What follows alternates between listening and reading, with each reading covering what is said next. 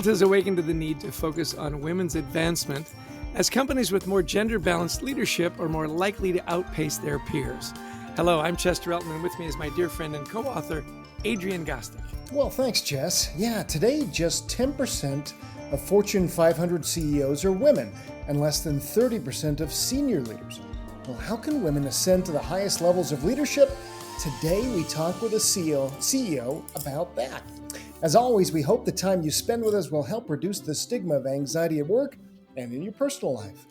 And this podcast is going to be a delight because with us is our dear, dear friend, Jennifer McCullum.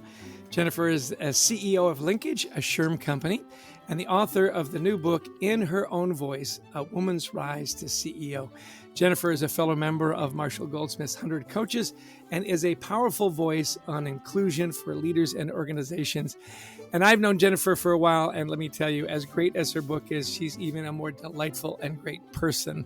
Jennifer, thank you for finding the time to be on our podcast. We are over the moon. Chester and Adrian, there is no place I would rather be than with you in this moment. Well, we are delighted to get to know you even better. Like Chess says, we've known you for quite a few years, and I've been big fans of you and your work.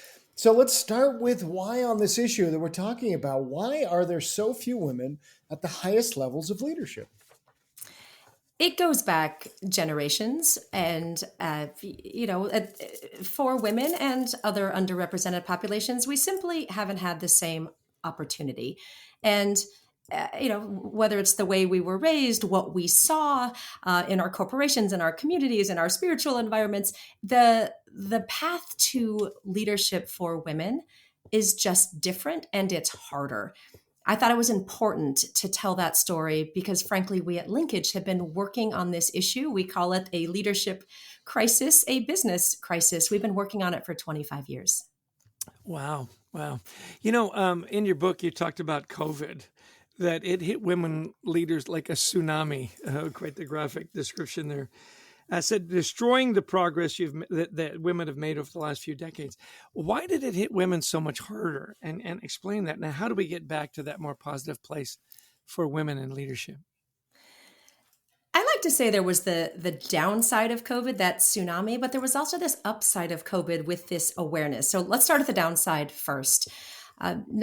It's been very well documented that women lost a disproportionate share of the jobs. Interestingly, college-educated women did not leave the workforce or lose their jobs. But what happened with those who stayed was, in addition to the first shift, the day jobs that we all have that take a large percentage of our time, women also have the burden of what we call the second shift.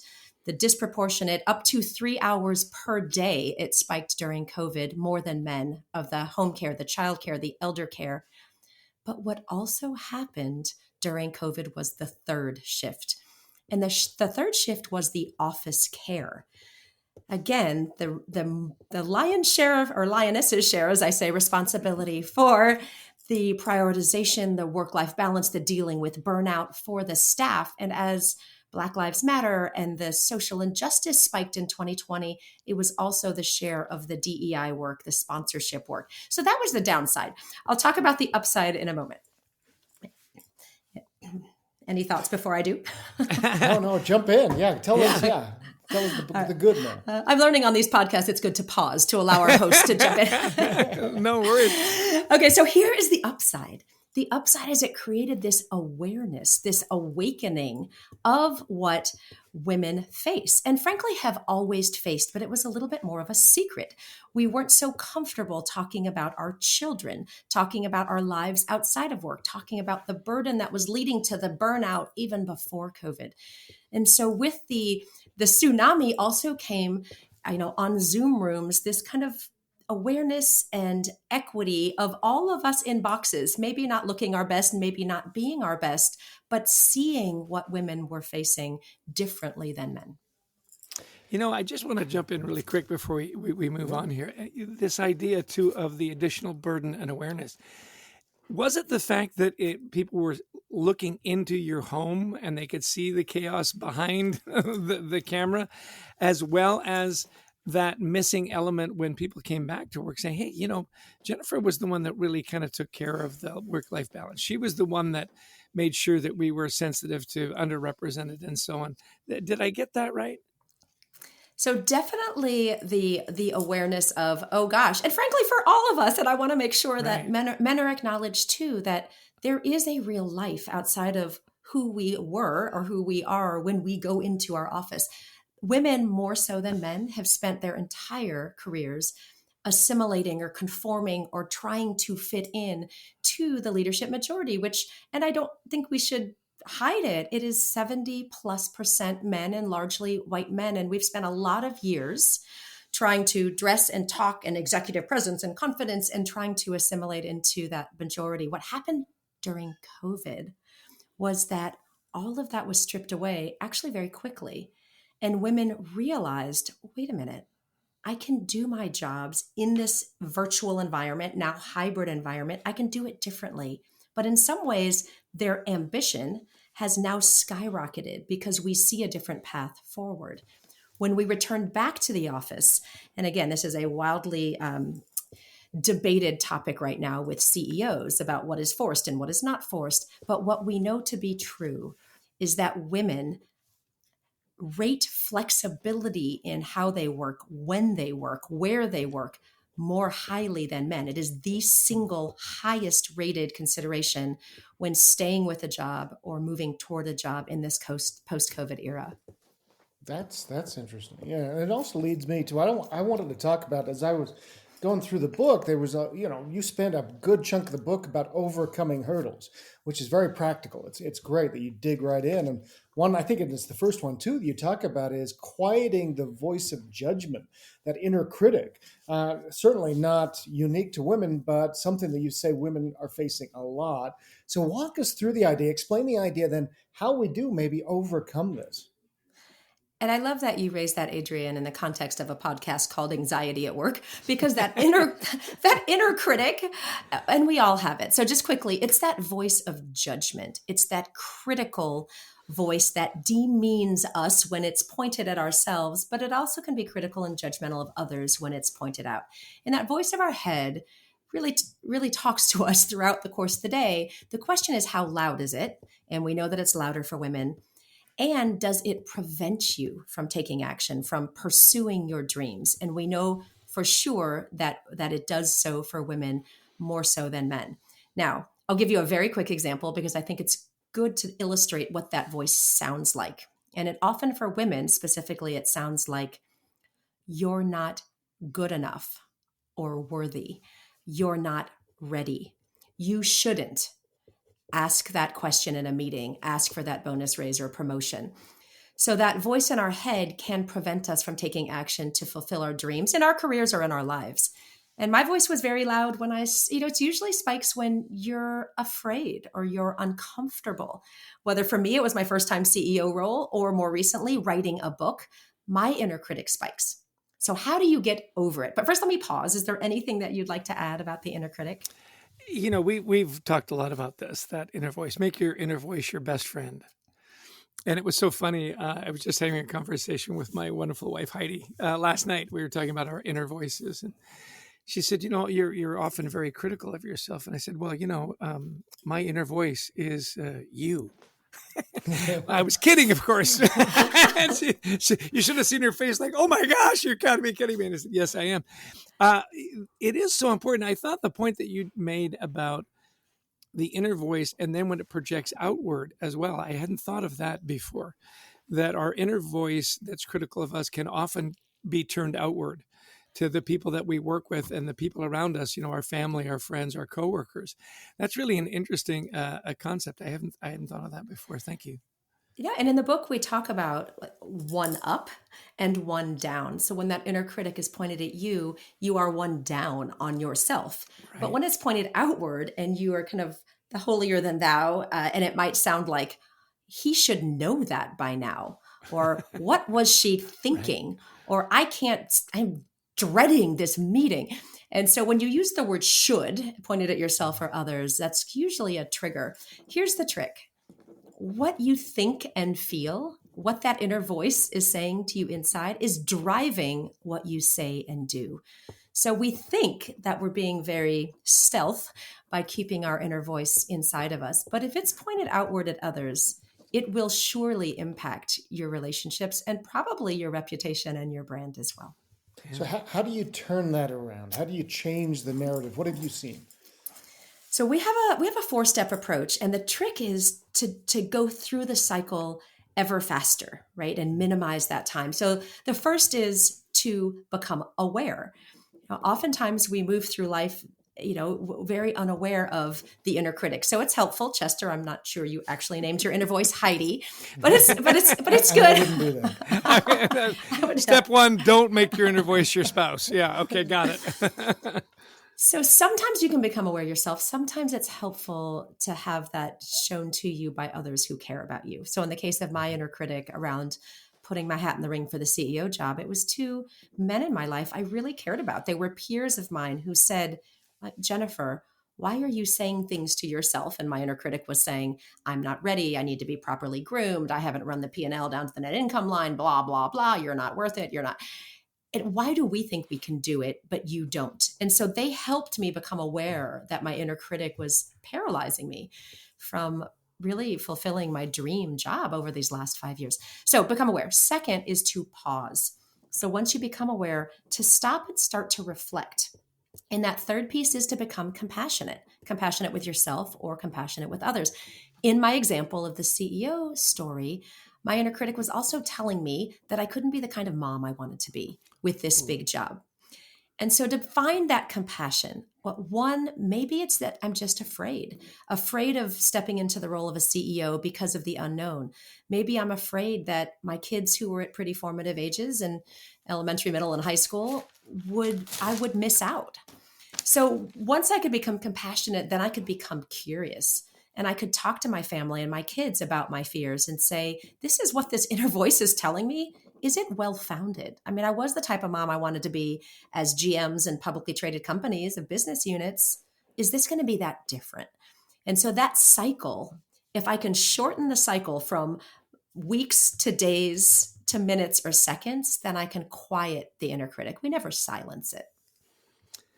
Such great advice. I so appreciate the practicality of that. 4 steps, right? And you can run through that. Okay, so you are a coach. You coach lots of people.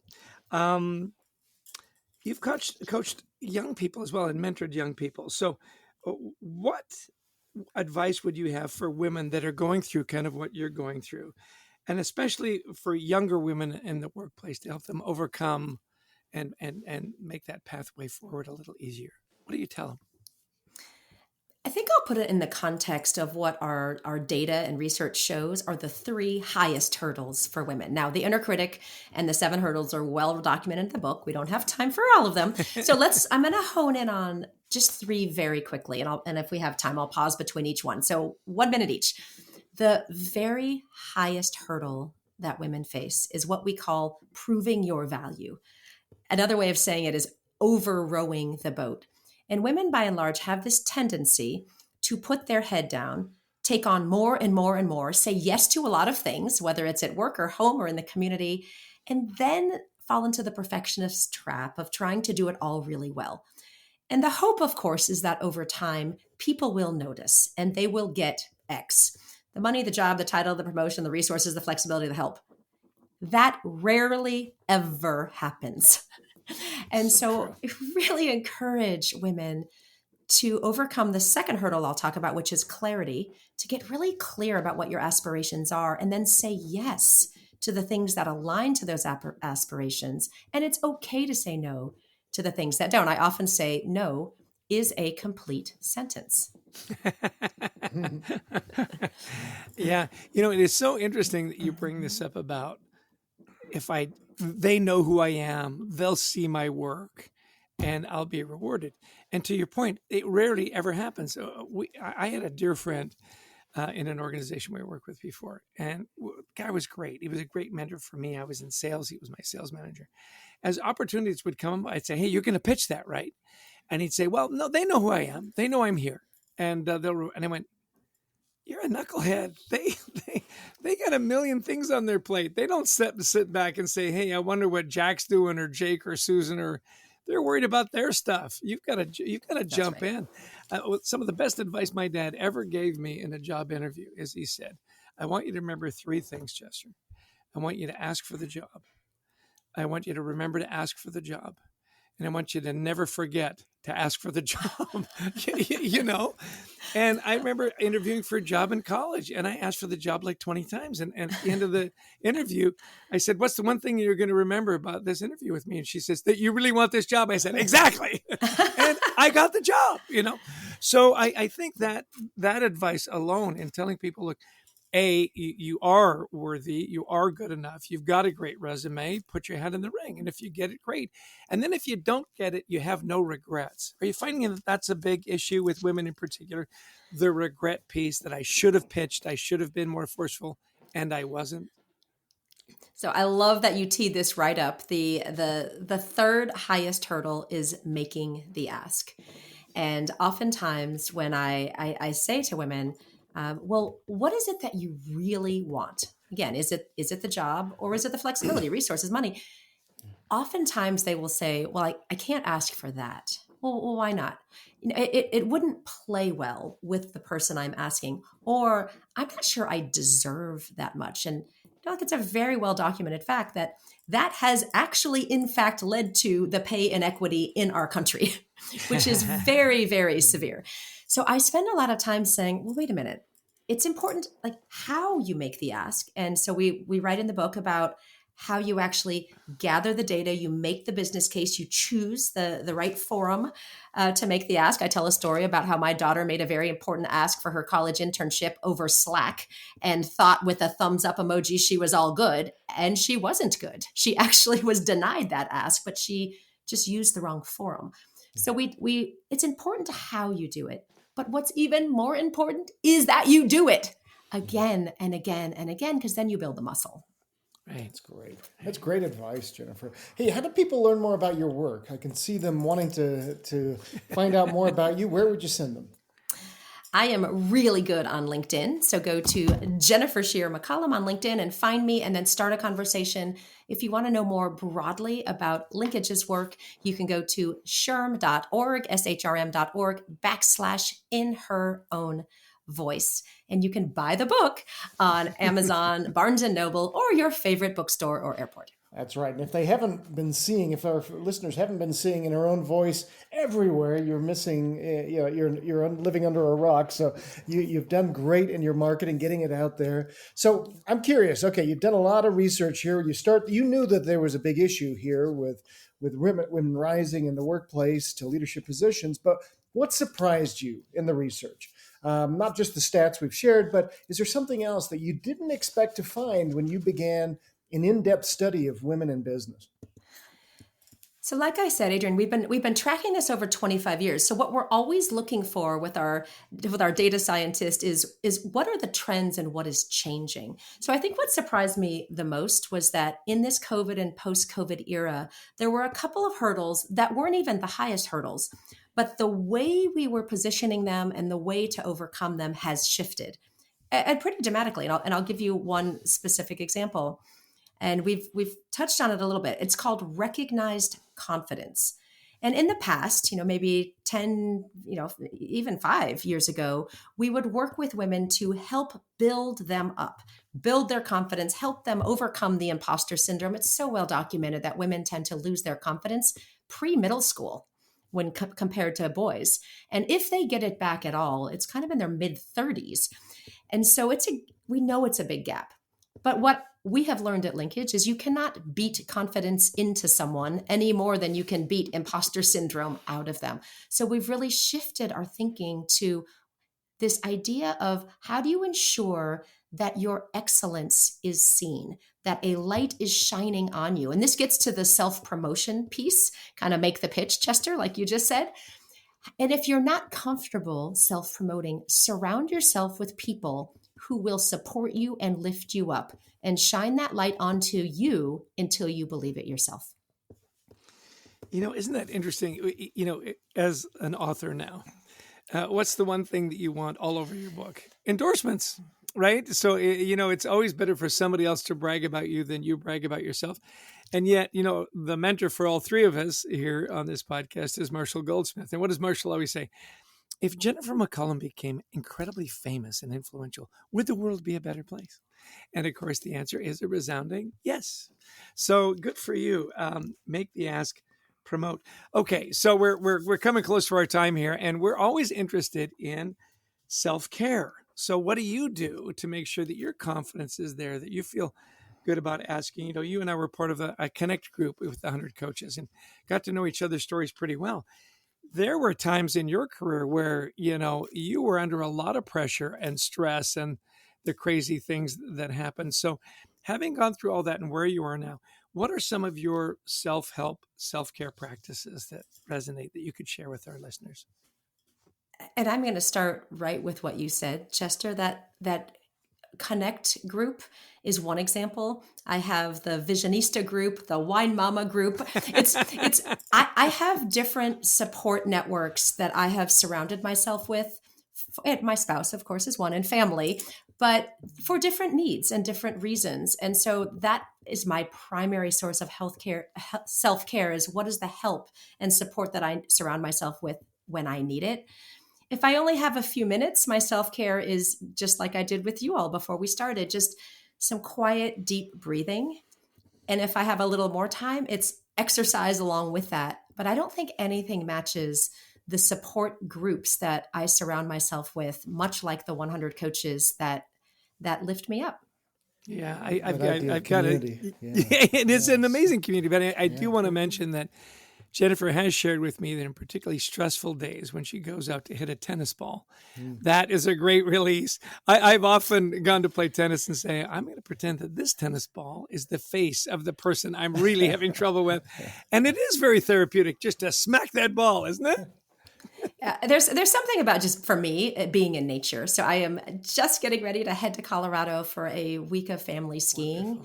And I am intending to spend more and more of my life in the mountains. And again, at different phases of life, you have different degrees of flexibility. And so I'm really thinking about what does self-care look like in this next phase of life as my children are now growing and just about a couple more years before the last one leaves the nest. Well, this is great. Hey, I noticed we're at time.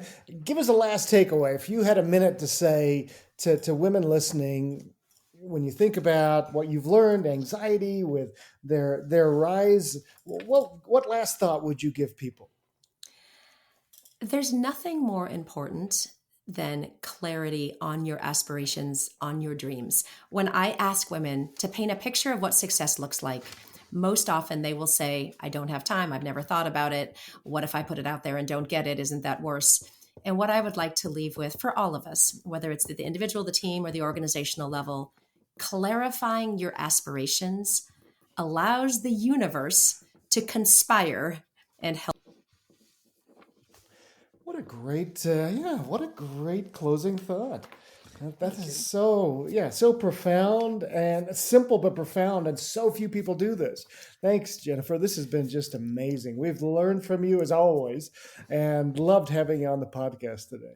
Yeah, go find her book at fine bookstores everywhere. Jennifer McCullum. Follow her on LinkedIn. Time with Jennifer is always time well spent. Thank you so much, Jen. Thank you, gentlemen. Well, Jess, another great podcast, another great guest, and Jennifer, a good friend of ours, says, first and foremost, look, we have to acknowledge the path is harder for women. And then COVID hit. There's a lot going on that we have to be more aware of the women in our lives and what they're facing as they try to rise in the corporate world. It's so interesting. When COVID hit, I think we were all just thrown for such a loop that we weren't paying as much attention to the nuances and so on. Yeah. If you were a woman, you were. And, we were negligent in all of that. But that first, second, and third shift, the realization that women in the office were doing a lot more. And then when everything shifted back to the home, that burden became even greater. Were we appreciative of that? She talked about the upside as well, that that awareness was heightened. And all of a sudden people thought, hey, this is a bigger deal than we thought. I was so engaged around the inner voice.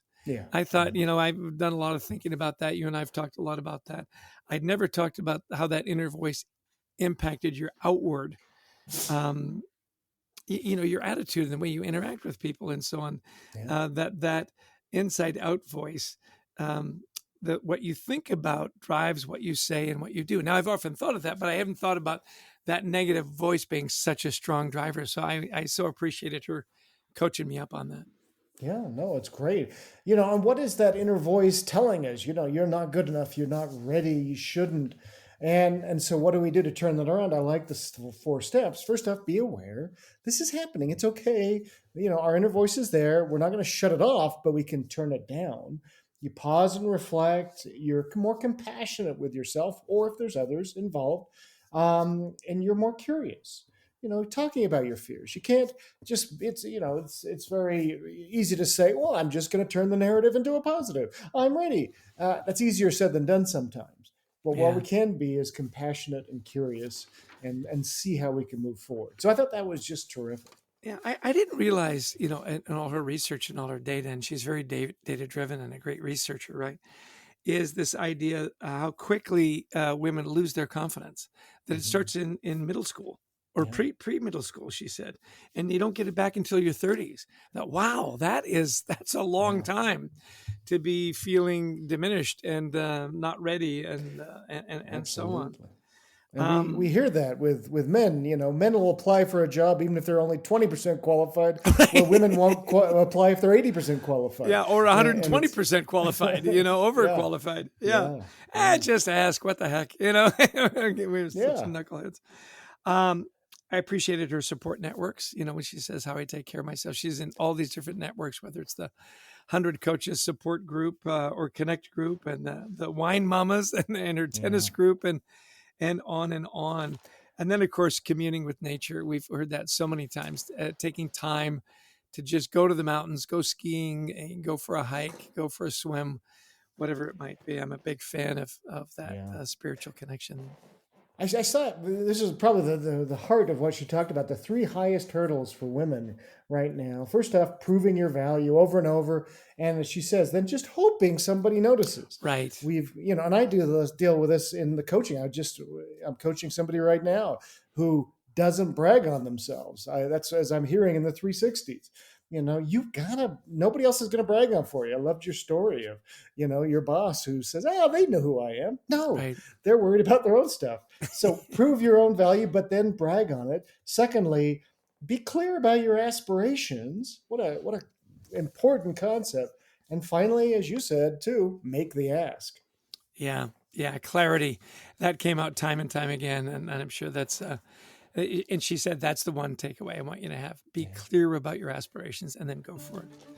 Well, we have wonderful people that support us in our network, don't we? Brent Klein, our wonderful producer that takes it all and makes it digestible and interesting and hopefully more listenable than the original. Christy Lawrence, who finds all our amazing guests, and to all of you who listen in that have taken time. You could be doing a lot of things with your time, and you took the time to listen to our podcast. For that, we are very grateful. If you liked it, share it with your friends and family. We hope that these are ideas that will help people tamp down their anxiety and create a better life at work and at home. And we'd love you to visit thecultureworks.com. We've got all kinds of free resources there to help you and your team thrive. We certainly do, and we love speaking to audiences around the world, virtually or in person, on the topics of resilience, teamwork, culture, leadership. Give us a call. We'd love to talk to you about your event. So, until next time, Chess, I'm going to give you the last word. We want to thank everybody for joining us today. Yeah, just listen, be good to yourself, make your inner voice your best friend and go out and do something fun today. Lower your anxiety, be of service, commune with nature, whatever it might be. That's our hope for you today. Take care, and we hope to see you again next time. Cheers.